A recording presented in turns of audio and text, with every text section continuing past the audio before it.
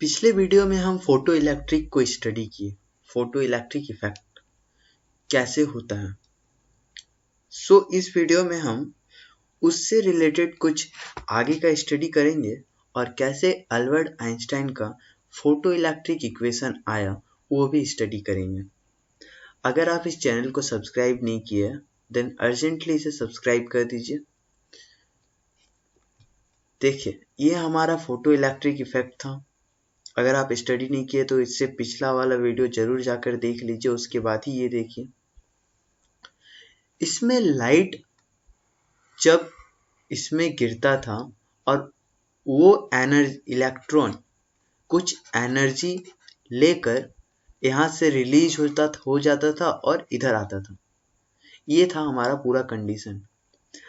Albert Einstein इसके बाद एक कॉन्सेप्ट दिए कि लाइट जो है ये कॉन्टिन्यूअस नहीं है, डिस्क्रीट है। इसका क्या मतलब होता है? कॉन्टिन्यूअस नहीं है, डिस्क्रीट है। इसका क्या मतलब होता है? इसको समझने के लिए एक रियल लाइफ एग्जांपल लीजिए। सपोज कीजिए यहाँ पे एक टैंक में पानी है और हम इस पानी को इस टैंक में पहुंचाने के लिए बोलेंगे। तो आप एक पाइप लगाइएगा और अब जो पानी जाएगा वो पानी कंटिन्यू एक फ्लो में जाएगा, मतलब वो कहीं टूटेगा नहीं, वो बहता चला जाएगा, बहता चला जाएगा। नाउ अगर यहाँ पे बहुत सारे ईंटें रखे हुए, ब्रिक्स, ईंट रखे हुए बहुत सारे, और हमको ये ईंट को कि इस जगह पे डिस्प्लेस करना है, तो आप यहाँ पे बहाव नहीं ला सकते। आपको एक उठाना होगा, उसको जाके रखेंगे, देन दूसरे को उठाएंगे, इसको जाकर रखेंगे, देन तीसरे को उठाएंगे, इसको जाकर रखेंगे। यहाँ पे जो कंटिन्यूटी है, जो कहीं कट नहीं रहा है, इसको बोल देंगे हम लोग कंटिन्यूअस। और इसमें जिसमें एक एक करके ले जा रहे हैं उसको हम कहेंगे डिस्क्रीट। और अगर आप फंक्शन को स्टडी किए हैं तो आपको कंटिन्यूअस फंक्शन और डिस्क्रीट फंक्शन भी पता होगा। ये होता है कंटिन्यूअस, जहाँ कोई कटता वटता नहीं है, और डिस्क्रीट फंक्शन जैसे ये फंक्शन हो सकता है डिस्क्रीट। डिस्क्रीट में बटा हुआ होता है। अब अल्बर्ट आइंस्टाइन कहने लगे कि लाइट भी डिस्क्रीट होता है। मतलब हम क्या जानते थे कि लाइट एक वेव है, और वेव कैसा होता है? वेव ऐसा कंटिन्यू होता है, कहीं टूटा हुआ या कटा हुआ नहीं होता है। अल्बर्ट आइंस्टाइन का कॉन्सेप्ट इसको नहीं माना, और किसको माना? वो बोलने लगा कि लाइट एक डिस्क्रीट फंक्शन है, यानी कि छोटे छोटे पैकेट के फॉर्म में है, और ये सारे पैकेट्स इस तरफ मूव कर रहे होते हैं। आप लाइट को अब इमेजिन कर सकते हैं कि एक पैकेट के ठीक बाद एक पैकेट है, उसके पीछे ठीक एक पैकेट है, उसके पीछे ठीक एक पैकेट है, और ये है लाइट। ये पैकेट क्या है और कैसा है? अल्बर्ट आइंस्टाइन कहने लगे कि ये पैकेट छोटे छोटे एनर्जी पैकेट्स हैं। एनर्जी पैकेट्स मतलब कि उनमें कुछ अमाउंट का एनर्जी है, और इनका नाम दे दिया फोटॉन्स। फोटॉन्स ये एनर्जी पैकेट, ये अपने में एनर्जी कैरी किए हुए तो होते हैं, और लाइट इन पैकेट्स का एक फ्लो है, एक पैकेट के पीछे एक पैकेट, उसके पीछे एक पैकेट, यही है। अब क्या होता है, इस मेटल में जो इलेक्ट्रॉन प्रेजेंट है, सपोज ये हमारा मेटल है, उस मेटल में एक इलेक्ट्रॉन है। जब एक पैकेट आके इससे टकराया तो ये इलेक्ट्रॉन इस एनर्जी को, ये एनर्जी पैकेट है, ये जितना भी एनर्जी है उस एनर्जी को ये ले लेगा और ये इलेक्ट्रॉन चला जाएगा। ये हमारा कंडीशन था। जो एनर्जी पैकेट्स है जिसको हम फोटॉन्स कह रहे हैं, इन फोटॉन्स का एनर्जी कितना होगा? सपोज कीजिए उस लाइट का फ्रीक्वेंसी है न्यू, देन इस एक फोटोन का एनर्जी होगा h न्यू। h है प्लैंक्स कांस्टेंट। h क्या है? h एक प्लैंक कांस्टेंट है, और h का वैल्यू होता है 6.62 × 10⁻⁻⁴ माइनस 34 मीटर स्क्वायर kg पर सेकेंड। ये डायमेंशन आप डायमेंशन वाले फॉर्मूले से यहाँ पे पुट करके निकाल सकते हैं। अब देखिए हमारा जो मेटल सरफेस है, अगर ये हमारा मेटल सरफेस है और यहाँ एक इलेक्ट्रॉन है, सो हर एक इलेक्ट्रॉन को कुछ अमाउंट का एनर्जी चाहिए होता है। इसको समझिए कि ये एक इलेक्ट्रॉन है, तो ये इलेक्ट्रॉन कहेगा कि मुझे इतना एनर्जी चाहिए, तभी हम इस सरफेस को छोड़कर यहाँ से बाहर जाएंगे। तो उतना एनर्जी इसको चाहिए ही, उससे कम अगर मिलेगा तो उसको ये एक्सेप्ट कर लेगा, लेकिन वो इस सरफेस को छोड़कर बाहर नहीं जाएगा।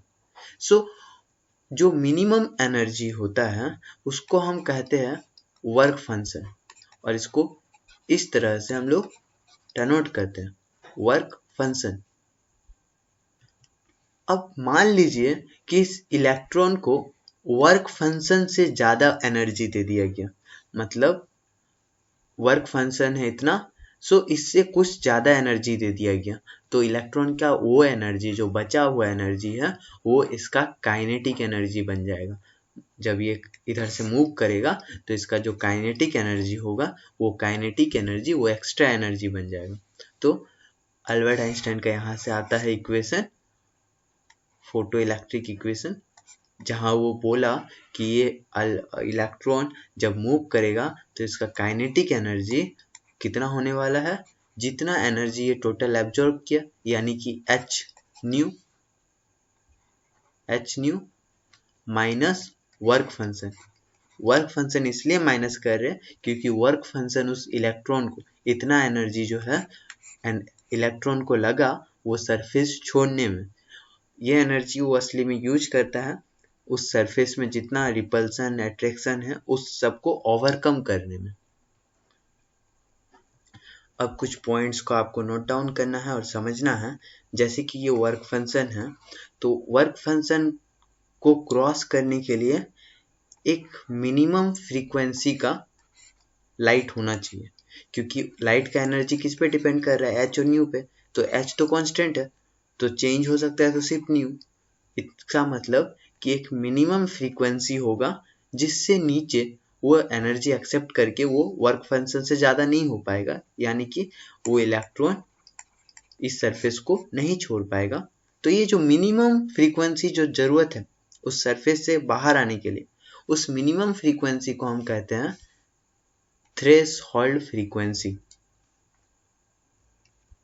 और इस बात से कोई मतलब नहीं है कि इंटेंसिटी, लाइट का इंटेंसिटी कितना है, जितना भी रहे वर्क फंक्शन सिर्फ डिपेंड करता है फ्रीक्वेंसी पे।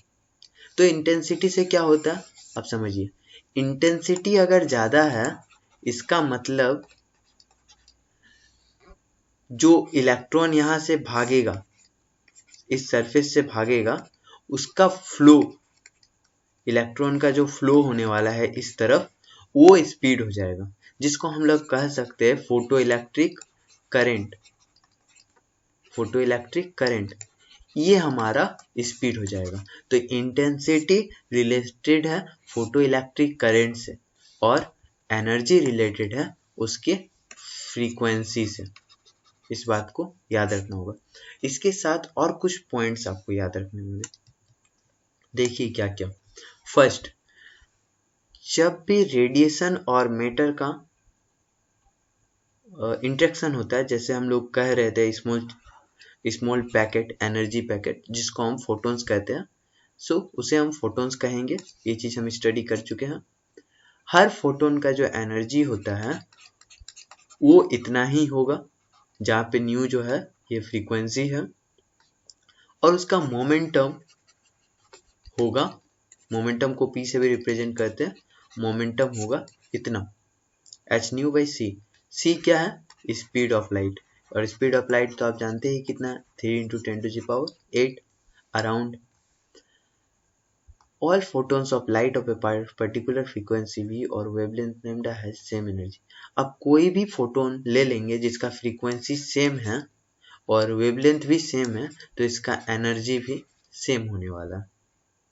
अगर हम इंटेंसिटी बढ़ा देते हैं, ये पॉइंट, अगर हम लाइट का इंटेंसिटी बढ़ा देते हैं तो इसका मतलब कि फोटो इलेक्ट्रिक का करंट बढ़ जाता है, जिसको हम लोग बोल सकते हैं फोटॉन्स पर यूनिट टाइम।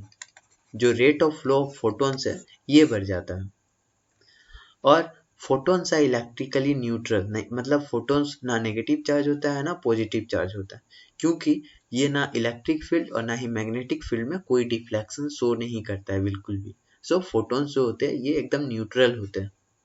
और जब फोटोन और पार्टिकल का कॉलिजन होता है तब जो टोटल एनर्जी है और टोटल मोमेंटम है ये कंजर्व्ड रहता है, ठीक है, जिसको हम लोग कंजर्वेशन ऑफ एनर्जी भी कह सकते हैं। सो ओवरऑल हमारा जो अल्बर्ट आइंस्टाइन का फोटो इलेक्ट्रिक इक्वेशन है वो है के E kinetic energy of electron is equal to H nu, जो एनर्जी उसको मिलता है ये फ्रीक्वेंसी के लिए, माइनस वर्क फंक्शन। और वर्क फंक्शन को हम लोग कैसे नोट डाउन कर सकते हैं? वर्क फंक्शन को हम लोग सिंपली लिख सकते हैं H V naught. V naught मतलब थ्रेशोल्ड फ्रीक्वेंसी। सो इन सारे टर्म्स को हम अब स्टडी कर चुके हैं।